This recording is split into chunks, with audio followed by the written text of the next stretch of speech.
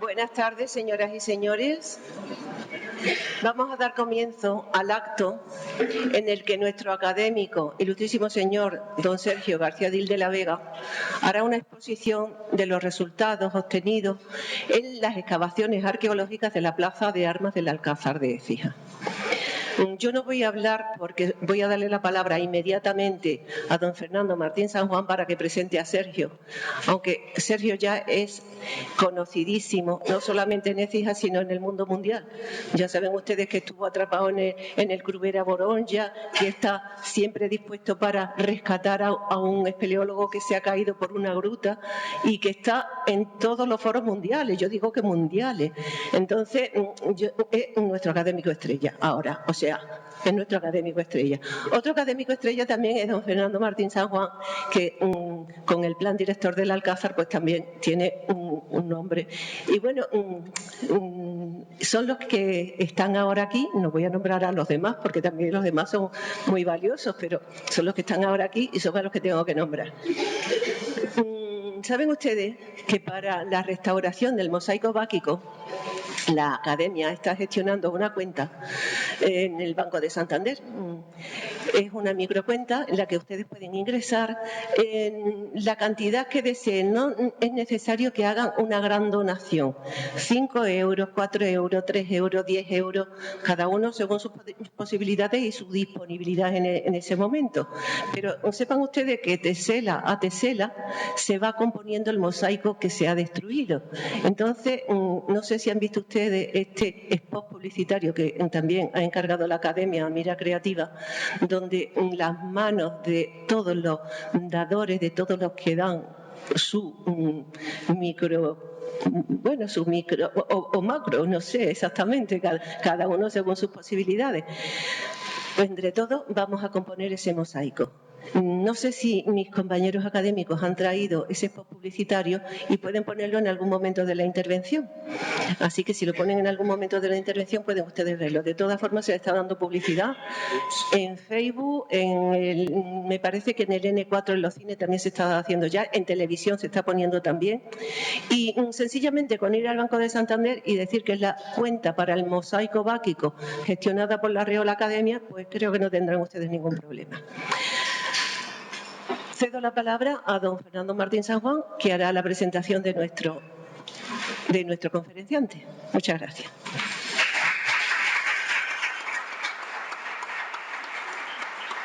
Bueno, un momento para dar las gracias a todos los que han colaborado ya, porque ya tenemos bastantes colaboradores. Muchas gracias.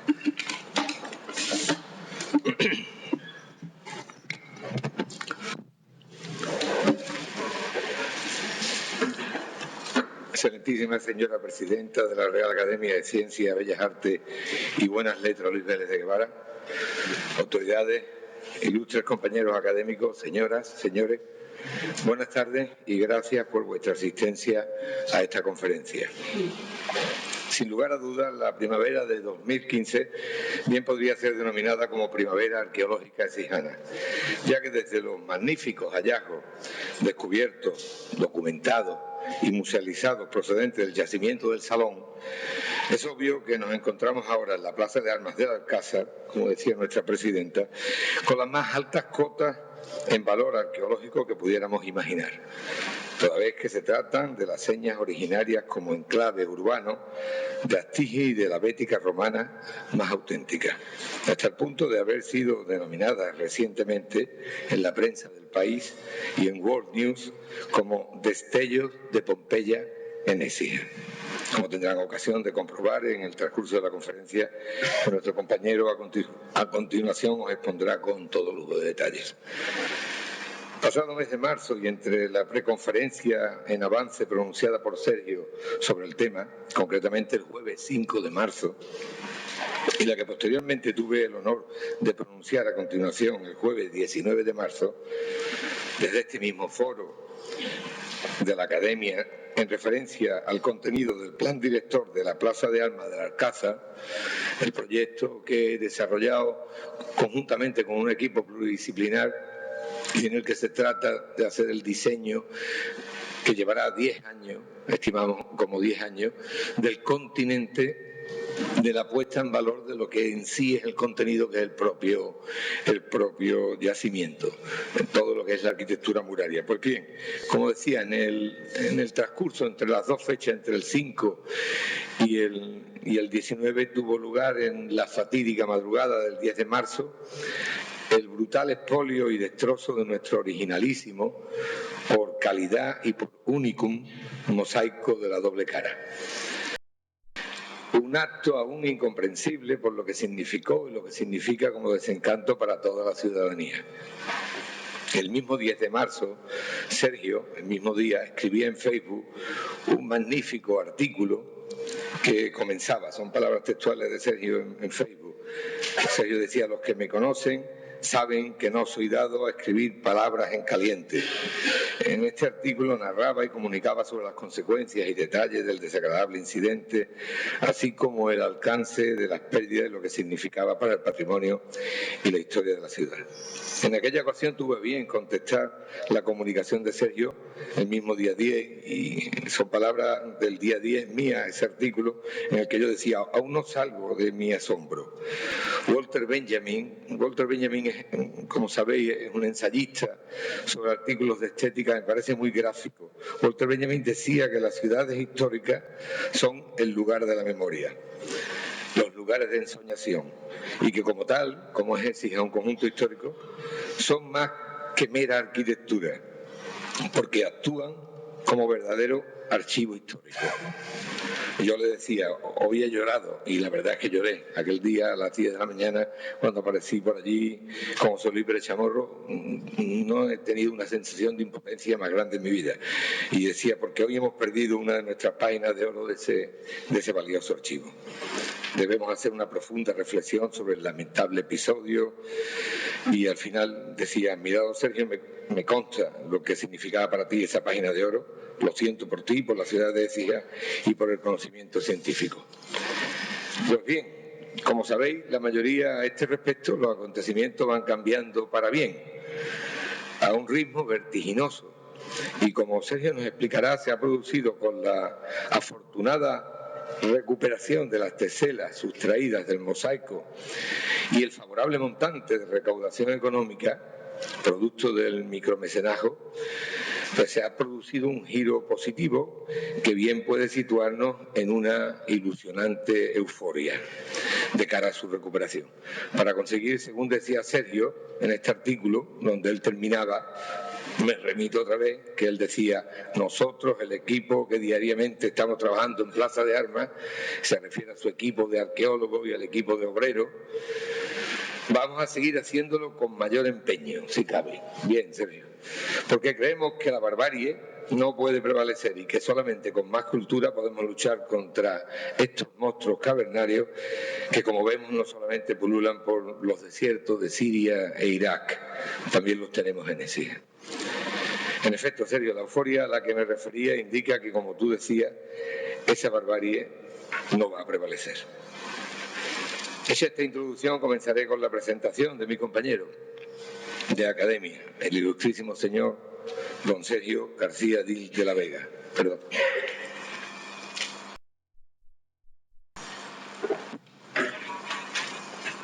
Soy conferenciante de excepción. Conozco a Sergio desde que llegó a Écija a finales del siglo pasado. Fuimos compañeros en el periodo en el que ejercí como director del Departamento de Casco Histórico del excelentísimo Ayuntamiento de Écija. Colaboramos muy estrechamente desde entonces en el desarrollo y la agilización de expedientes de aquella heroica recién creada Comisión Local de Patrimonio Histórico, de la que fui primer ponente y a la que él ilustraba con impecables informes arqueológicos. Hicimos muy buena amistad. Recuerdo aquellas insólitas tertulias sobre arqueología y arquitectura en el restaurante del Museo Las Ninfas, con personajes tales como Rafael Manzano, Rafael García Diegue, Genaro Chic, Pedro Sáenz, Fernando Luna, que en paz descanse, Javier Madero, Paco Fernández Pro, Diego La Moneda y muchos más. Y en definitiva un heterogéneo grupo al que nos unía y nos une el interés por la cultura local, entre otros aspectos, y en la que, si bien él podía, por su edad, haber sido nuestro hijo, siempre ha formado parte, no solo por su madurez y trato cordial de magnífico conversador,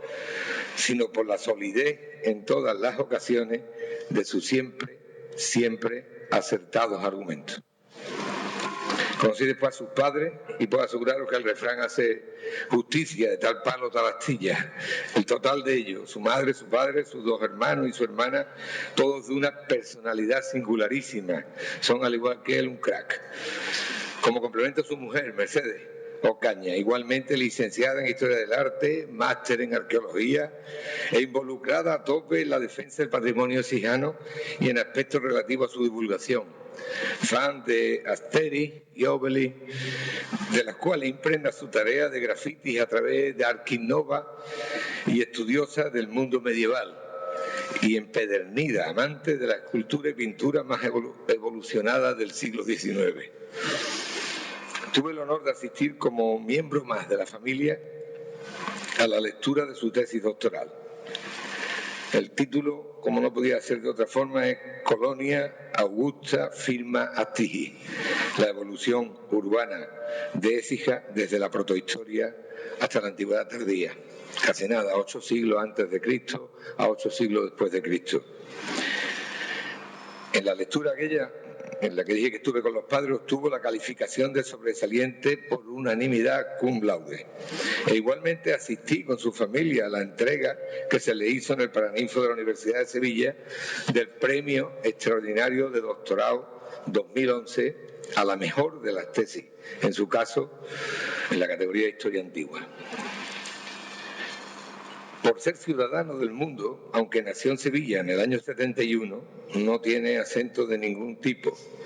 Habla correctamente, además del español, el inglés, el francés y el ruso, a los que suma por su condición de traductor de textos epigráficos de cualquier procedencia el latín, el griego, el hebreo y el egipcio. Su currículum académico es extensísimo. Conociéndolo, sé que le aburriría que lo leyese literalmente, pero puedo deciros e imaginaros lo que significa que tanto en la licenciatura de la Universidad de Sevilla como en el posgrado de Moscú y en los estudios de tercer ciclo de la universidad, la calificación media ha sido siempre de sobresaliente, siendo de matrícula de honor la de los estudios en lengua rusa. Es reputadísimo experto, entre otras disciplinas, como he comentado antes, en epigrafía latina, arqueología romana y sistemas de información gráfica, SIG, aplicados al territorio. Ha publicado 4 libros, 23 capítulos de libros, numerosas aportaciones en actas de congresos internacionales, conferencias, especialmente en inglés, francés y ruso, en España, Portugal, Francia, Italia, Alemania, Luxemburgo, Inglaterra y Estados Unidos. Y cambiando de tercio, ya para ir terminando, como la mayoría de vosotros sabéis, es un deportista de élite. Es peleólogo desde los 7 años, empezó de niño con su padre y está federado en la Federación Española de Espeleología desde 1983. Tenía 12 años y estaba federado. Me parece de justicia comentaros que ha sido el primer espeleólogo español, el primero declarado deportista de alto nivel en 2 ocasiones, 2004 y 2008, además de estar en posesión de la Real Orden del Mérito Deportivo. Obtuvo el título, nada menos que de campeón del mundo en profundidad en los años 2001, 2004, 2005 y 2007. En 4 ocasiones campeón del mundo. Tiene el récord de descenso en la cima Crubera-Bronia, en el Cáucaso Occidental, en menos 2.170 metros. Si no me engañan mis informaciones, cada metro para abajo equivale como a 5 metros para arriba. Así que serían 2 por 5, 10, más de 10.000 metros, el equivalente a una escalada al exterior que sería más de la altura del Everest. Tiene en su poder el galardón de la medalla Alexander Morozov, distinción concedida en Moscú por la Federación Rusa por la obtención de un récord del mundo de profundidad, así como de la Unión Internacional de Espeleología, concedidos en Brasilia, en Brasil, y en Atenas, en Grecia. Ha sido elegido representante de la espeleología española como autor de una de las principales gestas del deporte español, en la exposición permanente del Museo Olímpico de Barcelona, inaugurado por los Reyes de España en 2007. En cuanto a publicaciones en esta materia del deporte, 37 artículos, capítulos, conferencias en distintos países. Es miembro activo, colaborador y autor de fotografías y reportajes de exploraciones espeleológicas de revistas españolas y extranjeras, entre las que destaca la de National Geographic. Y como docente en la materia ha impartido del 89 al 2010 63 cursos, como experto a nivel mundial, a grupos de élite privados del Ejército, de la Policía Especial y la Guardia Civil. Cursos de rescate vertical, actuando en 45 de ellas como director, de las cuales 8 han tenido lugar en el extranjero: Siberia, Brasil, Francia, Ucrania y México. En definitiva, nuestro conferenciante, como decía al principio de la presentación, es un conferenciante de excepción que centra su trayectoria en la excelencia, entendiendo por esta una capacidad fuera de lo común, propia de un talento difícil de igualar, solo para poseedores de una moral muy elevada, siendo por esto considerado por todos sus compañeros como un verdadero lujo para la ciudad de Écija. He dicho.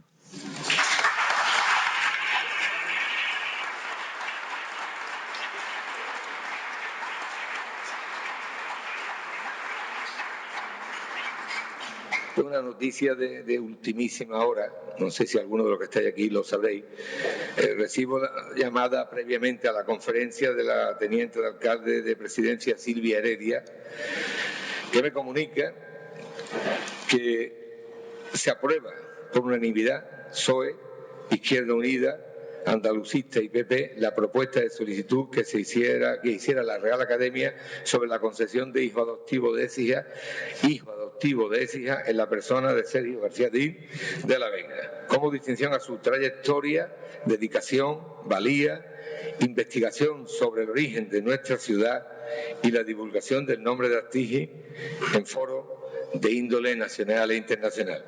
Este acuerdo será refrendado, esto ha sido, como digo, en la comisión que se hace informativa, y será refrendado por el Pleno, que tendrá lugar a la semana de la comisión, es decir, el día 30 de abril, el último día del mes, que se tratará a las 7 de la tarde como primer punto del día. Lo digo por si alguien está interesado. Estas sesiones son públicas y será donde se tomará el tema de forma definitiva, en el pleno del día 30. Así que enhorabuena, Sergio, y enhorabuena, Écija.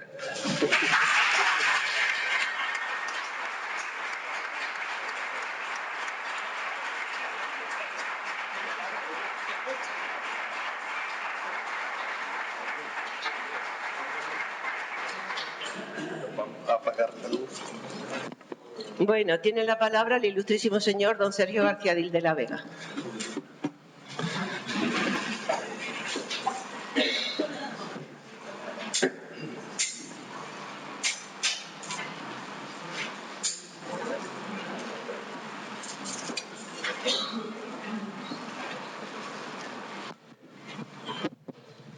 Buenas noches, señoras y señores. Antes que nada, quiero agradecer de todo corazón la cariñosísima presentación de Fernando. La verdad es que me quedo absolutamente sin palabras. Y bueno, también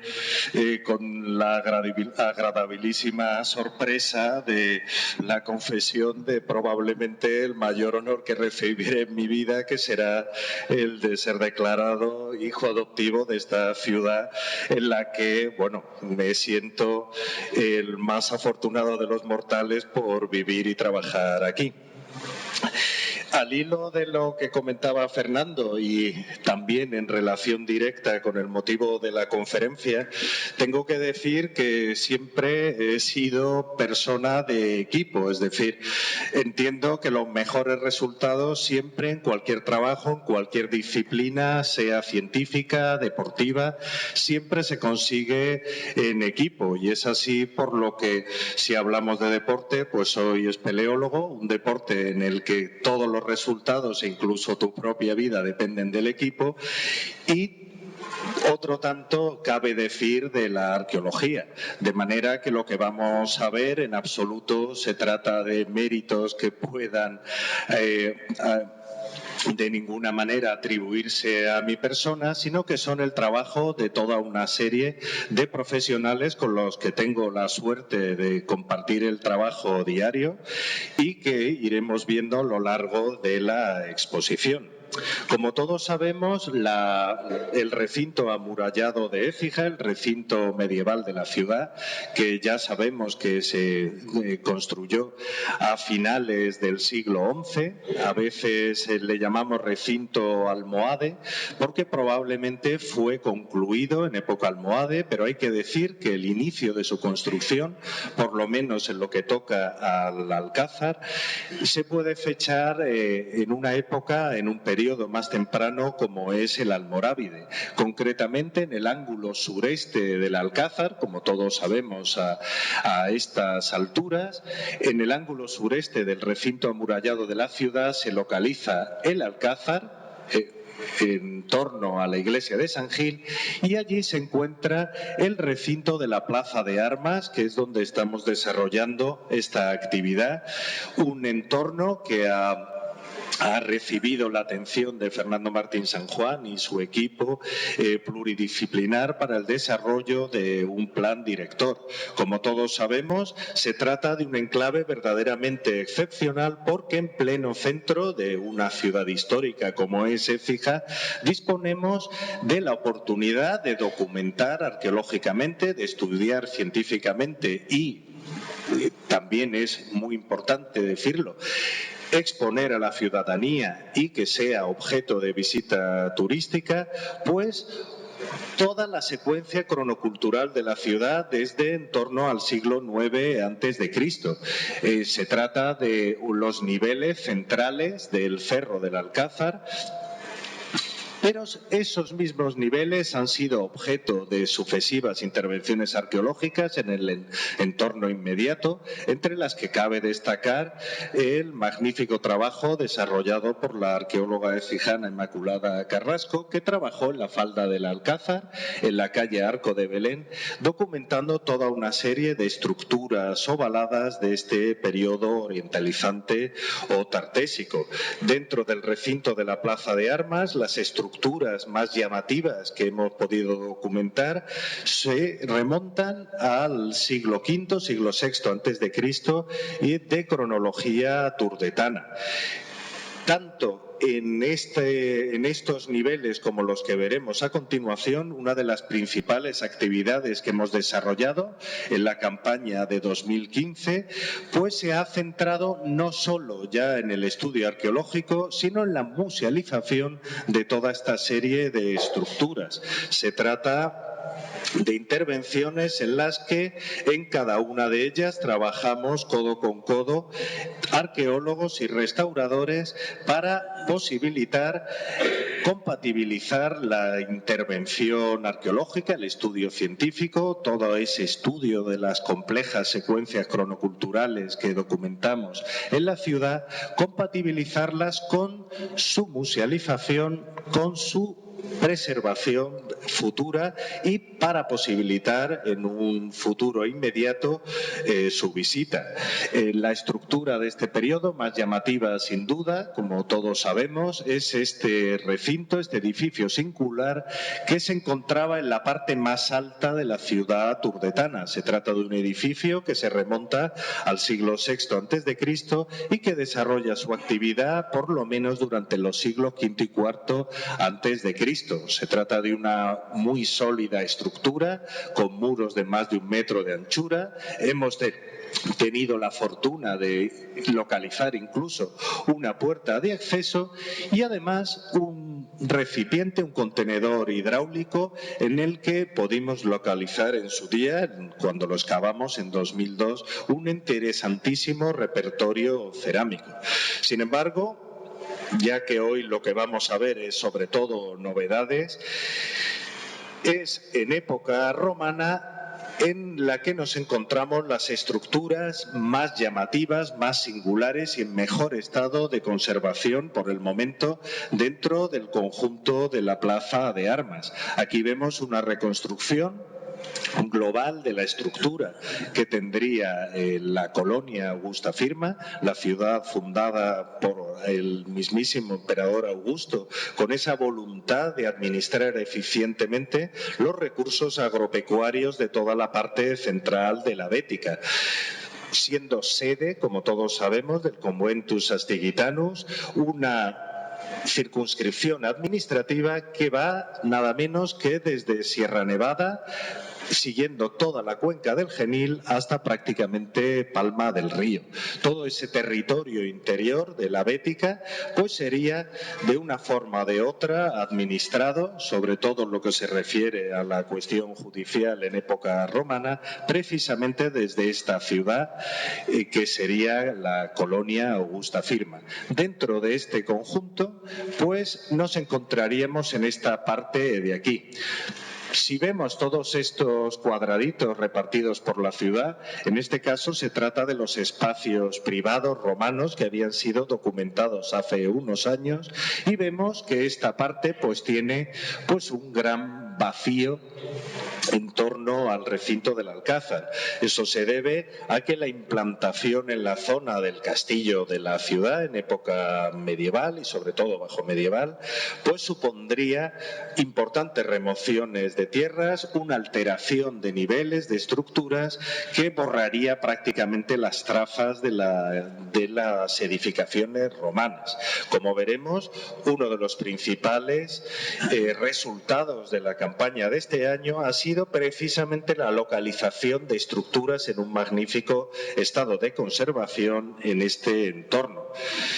No cabe duda que, como comentaba mi compañero Fernando Martín San Juan, una de las cuestiones que más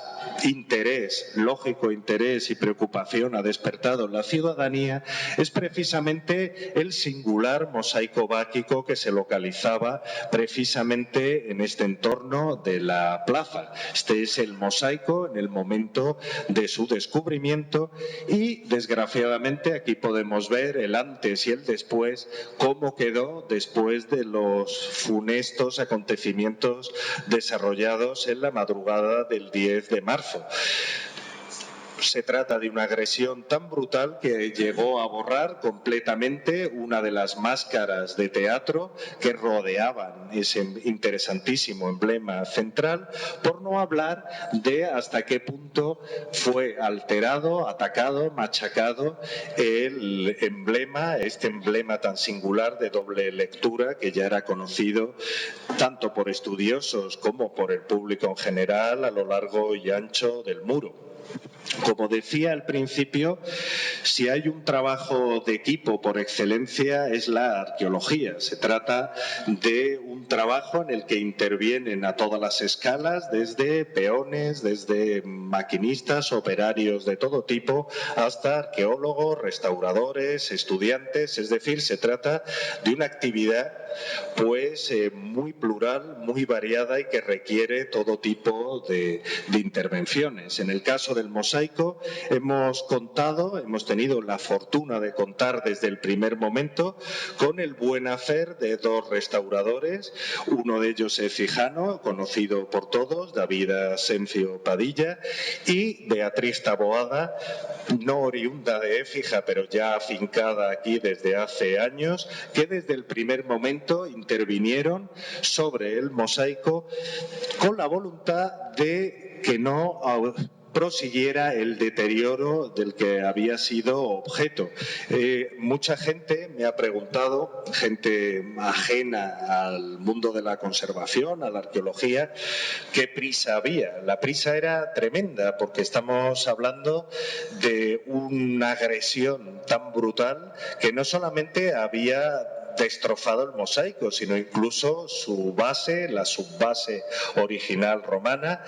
había alterado el conjunto de tal manera que prácticamente cada día que pasara podía llegar a ser irrecuperable totalmente las figuras, las representaciones que contenía. Como digo, los restauradores David Asencio, Beatriz Taboada intervinieron desde el primer momento y se centraron en primer lugar en la recogida sistemática de todas las teselas que habían quedado in situ, documentando de forma pormenorizada la localización de cada una de ellas. Esto es un trabajo muy minucioso que facilitará enormemente la recuperación que se desarrolla a posteriori en laboratorio. A continuación, procedieron a la limpieza exhaustiva de la superficie de todo el mosaico con vistas a su extracción. El nivel de destrozos y de deterioro que había sufrido el mosaico obligaba en cualquier caso a que fuera extraído de la mejor forma posible, trasladado al laboratorio y intervenido ya en un entorno controlado y en las mejores condiciones posibles. Se trata de una intervención realmente compleja, arriesgada incluso se podría decir, dado que estamos hablando de desplazar de su entorno original un mosaico completo, formado, constituido por miles de piezas diminutas de las que no se puede perder ni una sola. Esto requiere toda una fase de documentación previa. Por resumirlo muchísimo, no se trata ya solamente de fotografía, dibujo, estudio fotogramétrico, ortorrestitución de fotografía, sino incluso el detalle llega al calcado de la propia imagen a escala 1:1. Además, otra de las cuestiones en absoluto baladíes es el plantear de la forma más racional posible los cortes, la división en piezas manejables del mosaico, algo, sobra decirlo, trascendente para su posterior recuperación. Mientras esto se desarrollaba, sin saber en realidad en un primer momento, hablando en plata, cómo se iba a pagar todo esto, porque estamos hablando de una intervención absolutamente de urgencia, pues hizo su entrada la Academia, la Real Academia Vélez de Guevara, se brindó como institución académica sin ánimo de lucro, por supuesto, y con un objeto totalmente enfocado en la investigación y en la conservación del patrimonio, la intervención de la Academia fue capital para centralizar la recogida, esa recogida de dinero, esa colaboración ciudadana que pudiera posibilitar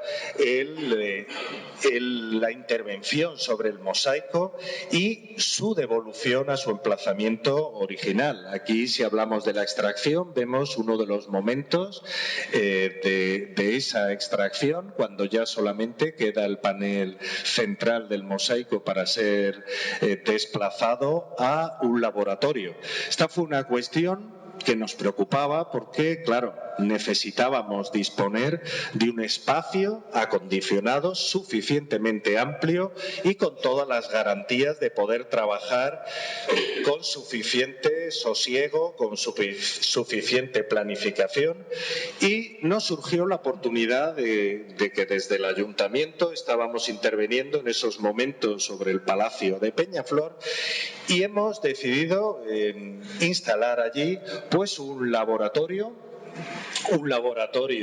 lógicamente provisional de momento, donde desarrollar el trabajo de restauración, dado que ha sido la ciudadanía la que desde un primer momento se ha volcado en la recuperación del mosaico, y dado que la recuperación del mosaico va a ser un mérito de todos nosotros, todos los que trabajamos en el mosaico, pero no menos de todos los que han colaborado de una forma u otra en su recuperación, sea económicamente, con aportaciones de trabajo, especie, lo que sea, pues otra de las cuestiones por las que decidimos trasladar el mosaico al Palacio de Peñaflor fue para facilitar su visita por parte de los ciudadanos interesados en ver de primerísima mano cómo va su recuperación. De manera que tenemos previsto para la semana que viene, el 30 de abril, jueves, pues tendremos la primera jornada de puertas abiertas en el mosaico, de manera que ese día, el 30 de abril, por la mañana, cualquier interesado en la cuestión podrá desplazarse, ya haremos público los horarios y tal, podrá desplazarse al Palacio para ver con sus propios ojos cómo se van desarrollando los trabajos y ver de la mano de los restauradores cómo va evolucionando la recuperación. Hay que decir que, según me comunican David Asencio y Beatriz Taboada,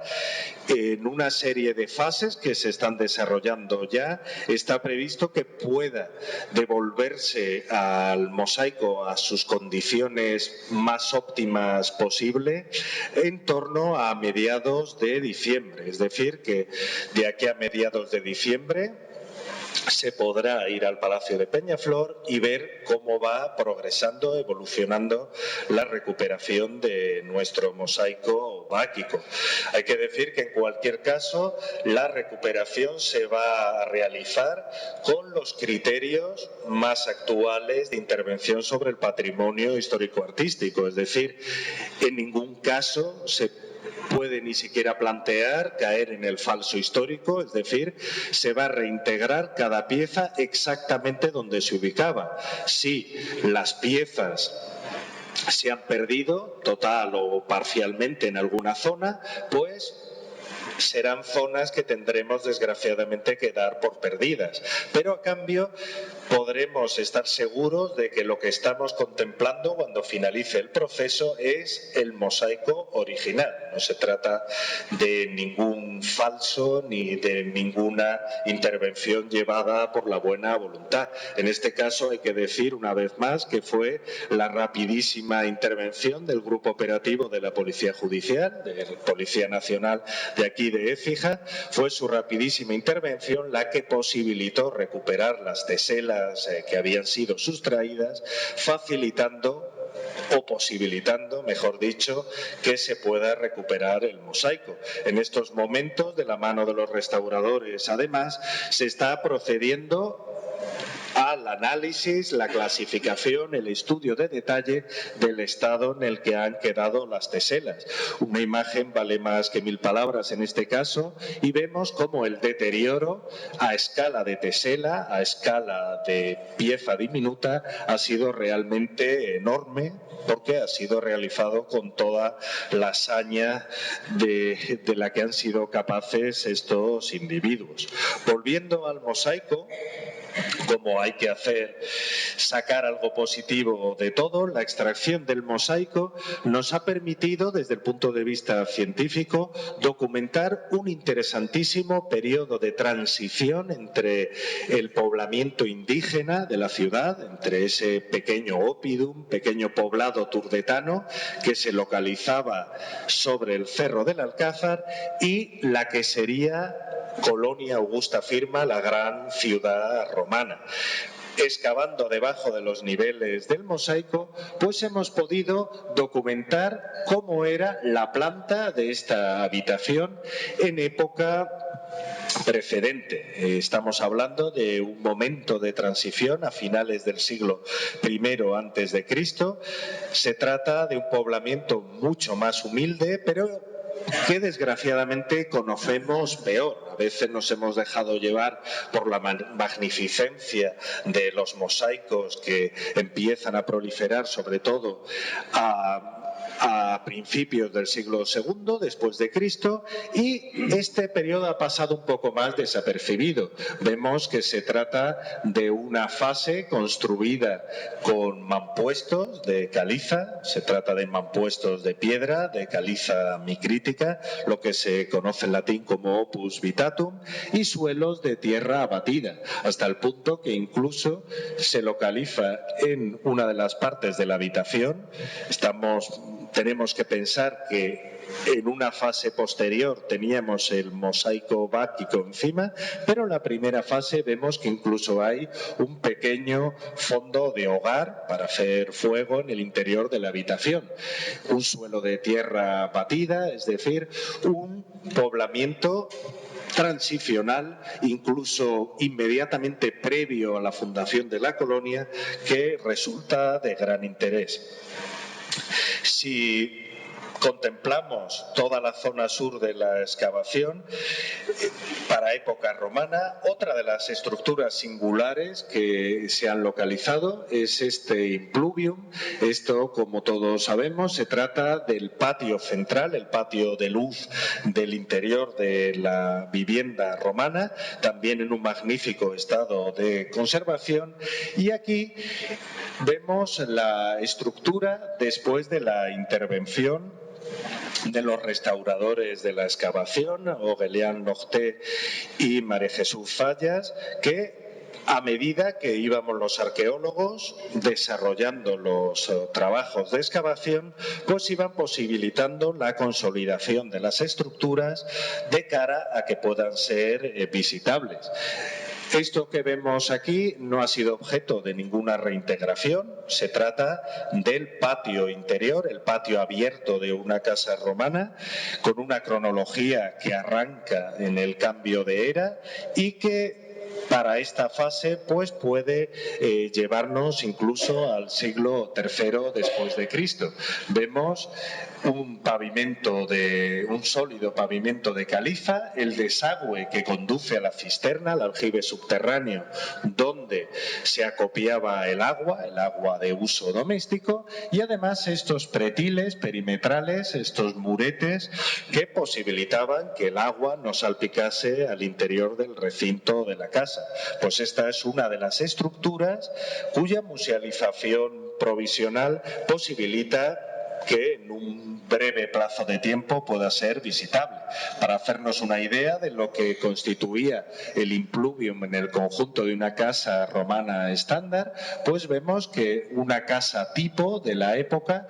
lo que tenía era un vestíbulo de acceso, e inmediatamente después del vestíbulo, como espacio de representación de la casa, ese espacio que organizaba, que articulaba el conjunto de la vivienda, se encontraba el impluvium.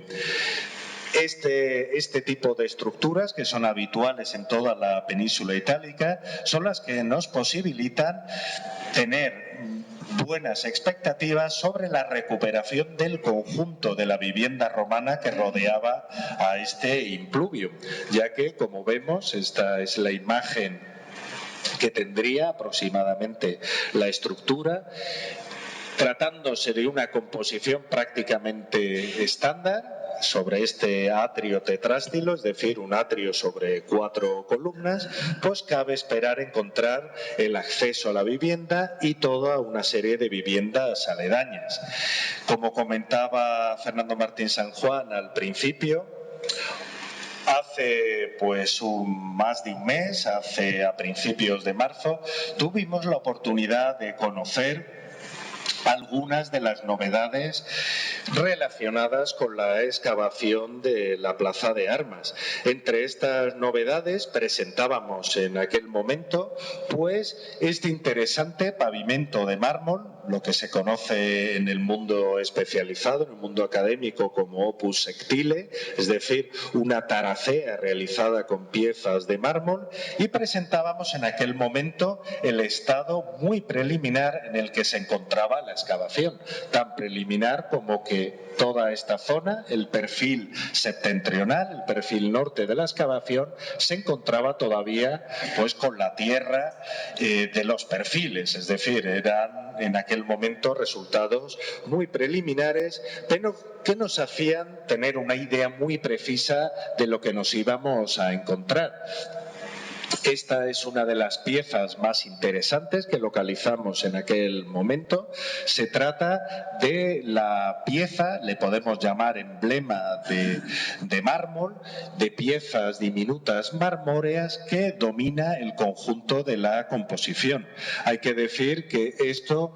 ahora mismo dentro del mundo especializado en construcción romana ha sido objeto de muchísimo interés, de manera que proyectos universitarios, interuniversitarios de I+D+I ya han mostrado su interés para realizar todo tipo de analíticas sin coste alguno para determinar con precisión el origen de estos mármoles. Todos sabemos que Écija era una potencia económica en la antigüedad,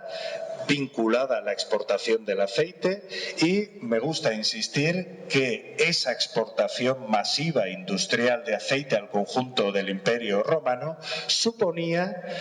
evidentemente la vuelta de miles de barcos con su carga correspondiente. Por supuesto, no carga destinada únicamente a Écija, sino a todo el entorno, pero esa figura de Écija, esa posición como centro logístico, como se dice ahora, como centro de redistribución de materiales, es lo que permitía el acceso a las principales canteras del Mediterráneo, si hablamos de mármoles. De manera que aquí hemos podido identificar ya piezas procedentes de Esparta, de Atenas, de Turquía, de Túnez.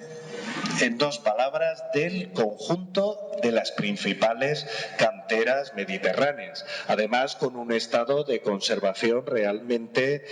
soberbio. Ahora mismo el trabajo, el objetivo a corto plazo que tenemos es seguir interviniendo en esta parte de la taracea de mármol, buscando localizar el emplazamiento de numerosas piezas que hemos encontrado diseminadas por la sala. Hay que decir que hemos localizado literalmente miles de piezas marmóreas, tanto desprendidas del suelo como caídas de las paredes, y ahora, a lo largo de lo que queda del mes de abril y sobre todo en el mes de mayo, lo que iremos procurando es poco a poco ir devolviendo esas piezas a su localización original. Aquí veis a otro miembro del equipo, Eleni, procedente de Grecia, que también participa en los trabajos de recuperación de esta parte de la excavación. Otra de las intervenciones fundamentales ha sido el posibilitar la preservación de estas estructuras.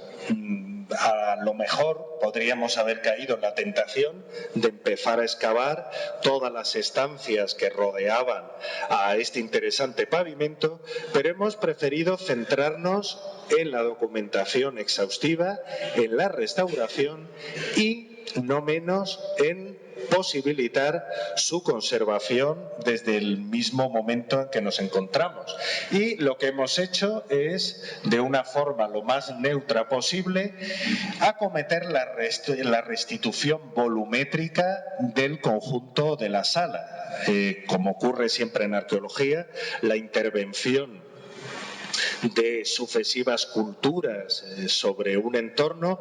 ocasiona remociones de tierras, saqueo de materiales de construcción, y esto siempre altera de una forma o de otra las estructuras. De manera que en este caso lo que hicimos desde el primer momento es abordar la cubrición, pusimos una carpa encima de esta interesante sala y además hemos hecho la reconstrucción del conjunto de la sala de manera que evitásemos esas pérdidas de masa. Hay que decir que lo ha realizado una empresa fijana, la de Jesús García Carrillo, con gran diligencia, de manera que simultáneamente a la restauración se ha ido realizando esa reintegración. Hay algunas intervenciones que son absolutamente provisionales, como esta que vemos aquí. Todos sabemos lo que supone una excavación arqueológica, es decir, estamos haciendo una remoción de tierras en el suelo, de manera que estamos totalmente expuestos a las inundaciones parciales en caso de lluvia, de manera que lo que hemos hecho es procurar poner a salvo de las inclemencias meteorológicas todas estas estructuras, de manera que toda el agua que nos venga de la calle, estas son las escaleras, por ejemplo, que bajan desde la zona de San Gil hacia la calle Torcal, pues en esas escaleras hemos puesto todo un sistema, ya digo, absolutamente provisional de evacuación de aguas. Hay que decir que, a diferencia de la imagen que veíamos al principio, una vez que hemos retirado todo este perfil de tierra que veíamos en las fotos anteriores, nos hemos encontrado con sorpresas bastante interesantes, como que la muralla medieval no apoyaba sobre este sólido edificio, es decir, prácticamente coinciden en planta, pero no apoyaba una sobre otra, de manera que hemos tenido que apear una estructura sobre otra para preservar, para facilitar la conservación de todas ellas. Esta no coincidencia tan sorprendente, es decir, el hecho de que una estructura tan potente no apoyara sobre la otra, nos ha facilitado poder proseguir la excavación de la habitación debajo de la muralla. Es decir, al no coincidir una con la otra, han dejado un estrecho margen entre ambas que nos han permitido seguir documentando este muro incluso debajo de la muralla. Se trata de una intervención pues un poco más original desde el punto de vista arqueológico, porque estamos acostumbrados en general a excavar de arriba hacia abajo. Y en este caso lo que hemos hecho es, por debajo del espacio que queda entre la edificación medieval, bajo la muralla medieval y teniendo al otro lado el muro del edificio romano, pues proseguir la documentación de este interesante pavimento de losas de mármol. ¿Cómo cabe caracterizar esta habitación, este edificio? La calidad de su pavimento nos sugiere un uso, ya lo hemos comentado en otras ocasiones, nos sugiere caracterizarlo como un espacio público o semipúblico. Se trata, para que nos hagamos una idea, de una habitación completamente forrada de mármol, es decir, no se trata ya solamente de esta interesante decoración en el suelo, sino que el conjunto de la habitación, todas las paredes estarían revestidas de mármol e incluso hemos encontrado huellas de una bancada corrida que estaría adosada a la parte oeste de la habitación. Este tipo de modelos siempre nos remiten en el imaginario arqueológico a la Curia Iulia en Roma. Se trata pues del espacio estándar de reunión colegiada en época romana. Hay que decir que todas las ciudades romanas, todas las comunidades de ciudadanos romanos se organizaban de forma asamblearia, de manera que hay que tener muy presente que el Senado de Roma es ni más ni menos que el Senado de la ciudad de Roma, que de forma directa o indirecta controla los destinos del imperio, pero se trataba de un Senado local, el Senado local de la ciudad de Roma. Y de la misma manera que Roma capital contaba con un Senado, todas las ciudades, todas las comunidades de ciudadanos romanos se organizaban también en torno a esos senados locales. El lugar de reunión de estos senados, las denominadas curias, son de difícil identificación y resultaría bastante extraño que se encontraran fuera del foro, de manera que en el caso que nos ocupa, pues probablemente no se trate de ese espacio de reunión de la curia de la ciudad, de la colonia, sino que se pudiese tratar del espacio de reunión o bien de un colectivo religioso, por ejemplo, como podían ser los esclavos libertos, que habían prosperado económicamente. Los esclavos libertos se reunían en torno al culto al emperador. Es decir, se trataba lo que se llaman los séguros augustales. Se trata de una organización colegiada dedicada al culto imperial y que también tenía espacios de reunión, espacios a caballo entre el espacio religioso, el espacio templario y el lugar de asamblea. Otra opción también perfectamente posible, pues sería ni más ni menos que una corporación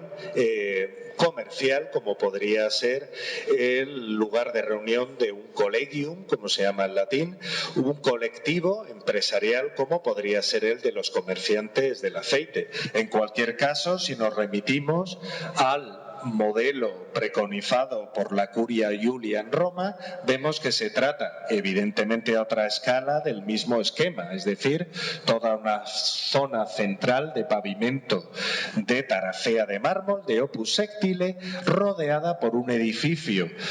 con los paramentos revestidos de mármol y una bancada corrida. La habitación aneja a la anterior cambia en cuanto a su fisonomía y también fue objeto de la presentación que hicimos a principios de marzo. Aquí vemos cómo se encontraba en pleno curso de excavación esa interesante habitación, en la que ha aparecido en un magnífico estado de conservación los paramentos revestidos de estuco. Esto es, como comentaba Fernando Martín San Juan, es lo que más nos trae a la cabeza, lo que más nos trae a la mente imágenes de Pompeya, es decir, muros de más de 2 metros que conservan su decoración original de estuco pintado. Lo que ocurre es que, aunque desde el primer momento recibió esta zona la intervención de nuestros restauradores, de María Jesús Zayas y Aurélien Lorté, se trataba de una intervención de enorme complejidad, porque bien, los muros se habían conservado en la mayor parte de la habitación. Lo que ocurre es que el estuco tenía tanta entidad que en algunos lugares habían sido saqueados los muros, el interior de los muros, y sin embargo se habían conservado en gran parte emergentes los estucos, es decir, se trata de una situación realmente sorprendente en la que nos encontramos el revestimiento de la pared sin pared detrás, hasta el punto en que en algunas zonas nos encontrábamos con que la parte superior de esa decoración había caído. A partir de este diagnóstico preliminar, pues lo que se abordó fue la intervención que posibilitara la conservación in situ de todas estas pinturas, como vemos en la imagen, tanto por procedimientos mecánicos como aplicando toda una serie de sistemas para evacuar de la mejor forma posible todas las sales brotadas por capilaridad y todas las posibles agresiones que pudieran sufrir del entorno. Esta intervención preliminar fue la que nos permitió ver como primeros resultados, con su aspecto original, todos estos revestimientos con una interesantísima decoración parietal consistente en motivos vegetales rodeados de toda una serie de sucesivas guirnaldas, líneas, patrones geométricos, hojas de hiedra, es decir, una decoración realmente rica. Desgraciadamente, si podemos ponerle alguna pega, pues son muy limitadas las imágenes, es decir, las decoraciones figuradas que nos han quedado, que se limitan al momento actual, pues algunos fragmentos en los que aparecen armas, por ejemplo, armas antiguas, o como puede ser una piel de felino, aquí la vemos, una piel de felino colgada, con la cola colgando por encima, algunos motivos vegetales, es decir, ha sido bastante limitado el número de escenas figuradas que por el momento hemos podido identificar. Lo que ocurre es que, como decía, las grandes perspectivas que se abren ante nosotros, sobre todo, se basan en que tan solo hemos excavado e intervenido sobre 2 estancias de un conjunto mucho más amplio, en el que por lo menos tenemos 5 estancias más anejas, 5 estancias hasta el momento totalmente vírgenes y que tienen una altura conservada, una altura decorada también con estucos que llega a los 2,5 metros también, de manera que eso en un plazo de medio corto podremos también excavarlas, documentarlas y volver a sacar a la luz toda su rica decoración. ¿En qué situación nos encontramos ahora? Aquí veis a otra parte del equipo, a Ana Santa Cruz, Cristina Cívico, parte del equipo de campo de la excavación, junto con María, Marga, 2 restauradoras que también están trabajando en la zona, están en la intervención de los estucos, y ahora mismo lo que nos estamos centrando es tanto en la eliminación de todas esas sales, como decía anteriormente, como en el acondicionamiento de la estancia para facilitar, como habíamos visto en la habitación continua, su conservación. Aquí vemos cómo también hemos recrecido esos muros. Como se puede observar, en todos los casos hemos buscado seguir un criterio de anastilosis, es decir, que se distinga netamente la parte original conservada de la parte que hemos reintegrado volumétricamente nosotros, de manera que en algunas de las imágenes parece que sean incluso invisibles, es decir, que hemos recuperado el volumen original del muro y prácticamente no se aprecia que está ahí. Y ahora mismo es precisamente este motivo vegetal el que está siendo objeto de intervención y de recuperación. Como decía, el nivel de conservación desgraciadamente es muy desigual en el conjunto de la habitación, de manera que a medida que nos encontramos con zonas de saqueo o de pérdida, se está actuando a 2 niveles. Por un lado, la recuperación de la altura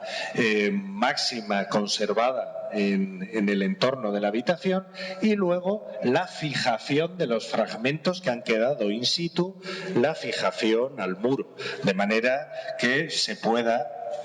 facilitar que en un momento determinado puedan ser reintegradas las piezas que hemos encontrado caídas por el suelo, o en cualquier caso que todo la parte de estuco que se ha conservado en su localización original siga allí. Como decía,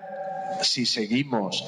de norte hacia sur, pasando por el paramento oeste, si seguimos examinando la sala, pues vemos que también hemos intervenido por debajo del nivel del suelo para ver las fases constructivas por las que ha pasado este interesante edificio, y cuando llegamos ya a la parte sur, a la parte meridional de la estancia, vemos cómo el nivel de conservación desgraciadamente es bastante más deficiente, no por otra razón que por la que hemos visto, es decir, por la traumática intervención realizada al construir el castillo medieval. Esta reconstrucción del volumen del muro es la que nos permite darle cuerpo, darle suficiente consistencia a los estucos que antes habíamos visto que se habían conservado sin nada detrás, de manera que se pueden fijar a su emplazamiento y pueden ser ya desde el momento actual contemplados in situ, es decir, Si vemos el conjunto de la habitación, pues ya vemos cómo poco a poco va tomando cuerpo. Ya poco a poco pues ya se está convirtiendo en un recinto que ha cambiado radicalmente desde que lo presentábamos el mes pasado y que ya podemos decir que hemos garantizado que se evite su deterioro y que se puede ya visitar de una forma más o menos estable. Termino la exposición, si hablamos de novedades, pues con la novedad más relevante que hemos tenido en los últimos días. Como ocurre siempre en la arqueología, basta que se vaya a dar una conferencia o basta que uno quiera hacer un estado de la cuestión. Basta eso para que sigan apareciendo novedades, de manera que lo que vamos a ver a continuación es, ya digo, es del día de hoy literalmente. Esta presentación requiere de una pequeña introducción, así que me van a permitir que prolongue un poco el suspense. Uno de los motivos más queridos en el mundo antiguo, en la mitología griega, es el rapto de Europa. Sabemos que, prendado por Europa, una mujer fenicia de Tiro, el dios Zeus se transformó en un toro blanco y se mezcló con las reses que tenía el padre de la muchacha. Mientras Europa y su séquito recogían flores en el entorno, pues Zeus, el dios Zeus, convertido en toro, se acercó a ella, ella montó a lomos del toro y el toro emprendió la huida hasta la isla de Creta, donde Europa se convertiría en la primera reina de la isla.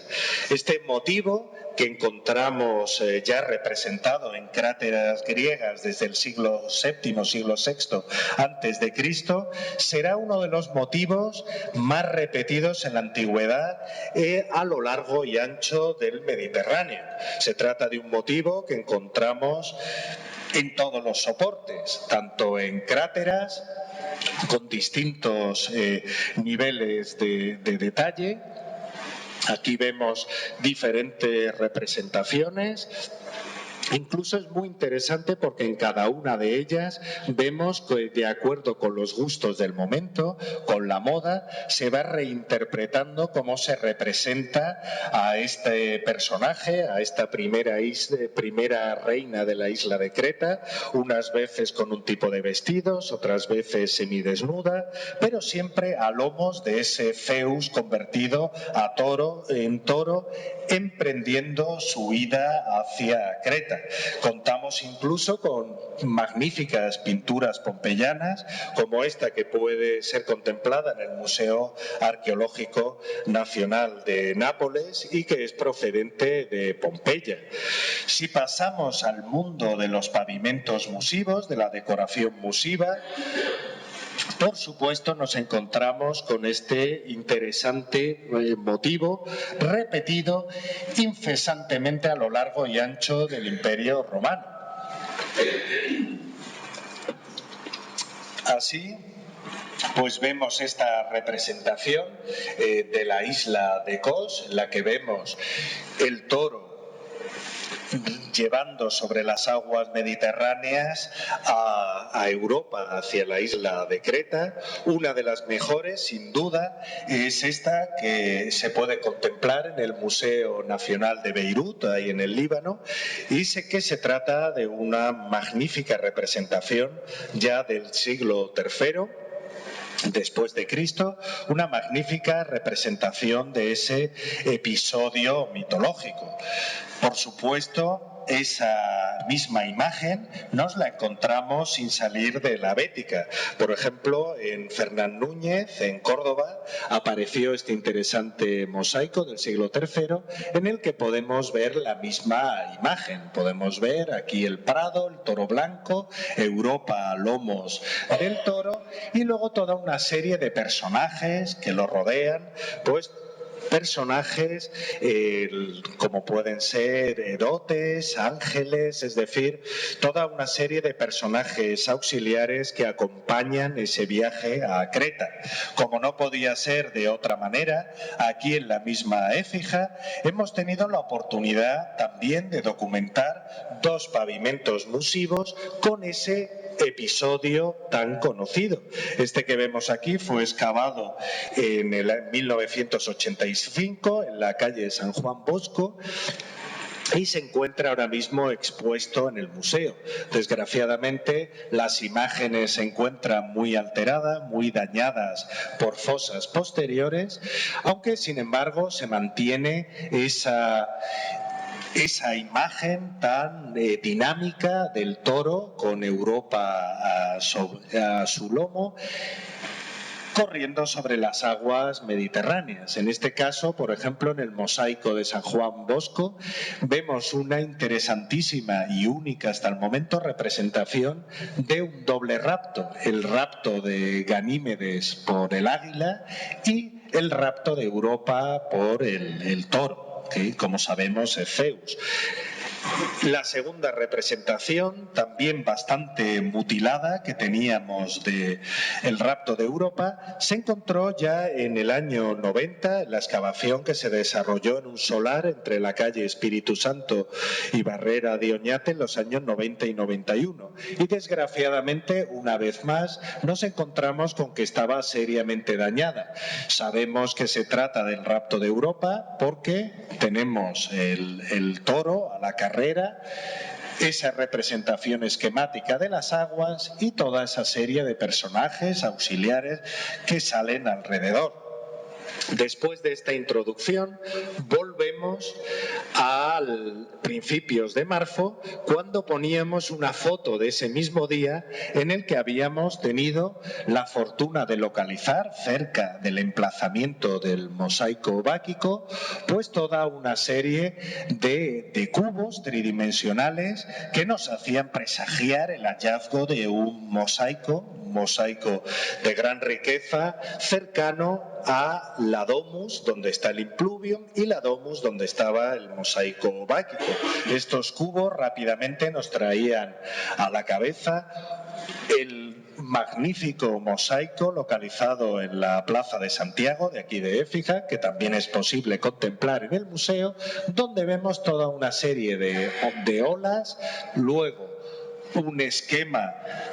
totalmente relleno por cubos tridimensionales, una serie de cenefas, de esvásticas, de trenzas que rodean un importante emblema, un importante espacio decorado con imágenes figurativas. Después de esa conferencia, todos sabemos lo que ocurrió. Después de presentar este primer resultado, pues el ataque al mosaico báquico nos hizo tener que dedicarnos a otras cuestiones, pero una vez normalizada la cuestión, pues ya pudimos volver al trabajo. Y aquí vemos en esta zona otro de los miembros del equipo de la excavación, al arqueólogo Pablo Ramírez, con uno de nuestros colaboradores, David, que siguieron con la excavación del mosaico. Y aquí vemos cómo en el mosaico de Santiago nos encontramos las mismas olas y toda una serie de cubos tridimensionales. Pues bien, al día de hoy tenemos poco a poco delimitada una estancia que por lo menos tendría unos 30 metros cuadrados, es decir, se trata de una amplia habitación de 30 metros cuadrados, en la que poco a poco se va adivinando la composición que tendría. Es decir, por un lado tenemos esas mismas olas y esos mismos cubos que veíamos en el mosaico de Santiago. Esos cubos dieron paso a una trenza, a una cenefa perimetral, y ya la primera figura que ya nos anunciaba que algo bueno estaba cerca, una imagen que puede ser estacional, puede ser una representación de una de las estaciones, por decir alguna. Si esto lo identificamos como espigas de trigo, podría ser el verano, o si se identifica con motivos florales, podría ser la primavera. Y siguiendo con la excavación, pues al día de hoy hemos tenido la fortuna de localizar por primera vez, ya que teníamos otros dos imágenes de este interesante episodio mitológico del rapto de Europa, pues ya por fin hemos tenido la oportunidad de contar en Écija y en la Plaza de Armas con uno en magnífico estado de preservación. Aquí vemos con detalle cómo nos encontramos muy probablemente al principio de ese episodio mitológico, que es cuando todavía en el Prado Europa sube a lomos del toro, de Zeus convertido en toro. Vemos que aquí lo que hay es pues una maceta, vemos una serie de hierba, es decir, todavía no había emprendido la carrera. Vemos que aquí todavía se encuentra estático el toro, con una poderosísima musculatura que vemos. El estudio anatómico es realmente excepcional. Tenemos que tener presente que todo este juego de sombras, de matices, está realizado con diminutas piezas de piedra, con teselas. Y vemos también toda esa serie de personajes secundarios. Vemos aquí asomar una mano, un personaje alado con unas alas en los pies al modo de Hermes, es decir, una serie de personajes auxiliares y sobre todo la imagen, una imagen exquisitamente realizada con gran detalle de la mismísima Europa. Esta imagen nos sirve como colofón a la conferencia y también para tomar conciencia de las grandes oportunidades que nos ofrece la Plaza de Armas, el Picadero, para proseguir con la investigación arqueológica. Es decir, esto es solamente el principio. Ahora mismo, después de todos los trabajos realizados desde el año 99, en estos últimos 16 años, los niveles en los que nos encontramos nos hacen presagiar que prácticamente donde excavemos van a seguir apareciendo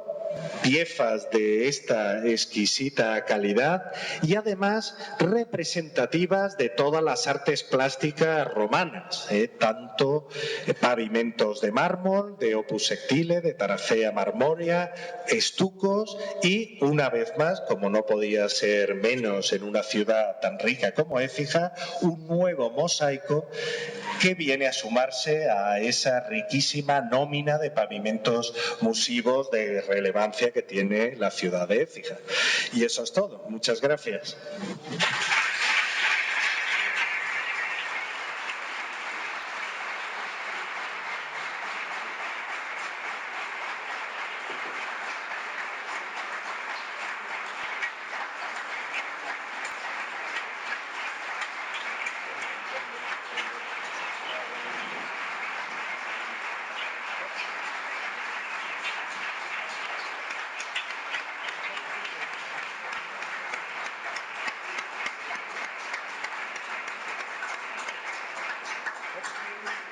Bueno, pues magníficas las dos sorpresas que teníamos hoy. La sorpresa del rapto de Europa, que no sabíamos absolutamente nada, qué maravilla, ¿no? Eso es una sorpresa. ¡Qué maravilla! Y bueno, y aunque la comunicación no ha sido todavía hecha oficialmente por el ayuntamiento, la comunicación verbal de Silvia por el acuerdo que ha tomado el Pleno de nombrar hijo adoptivo de Écija a don Sergio García de la Vega. Muchas felicidades y nos sentimos orgullosísimos de tener un académico de tanta relevancia. Muchas gracias.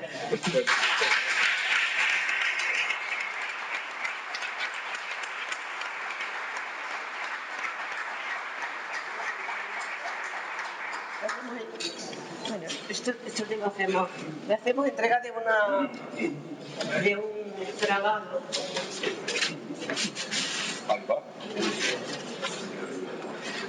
Como reconocimiento y como... Vaya, muchas gracias. Además, es la portada de nuestra academia.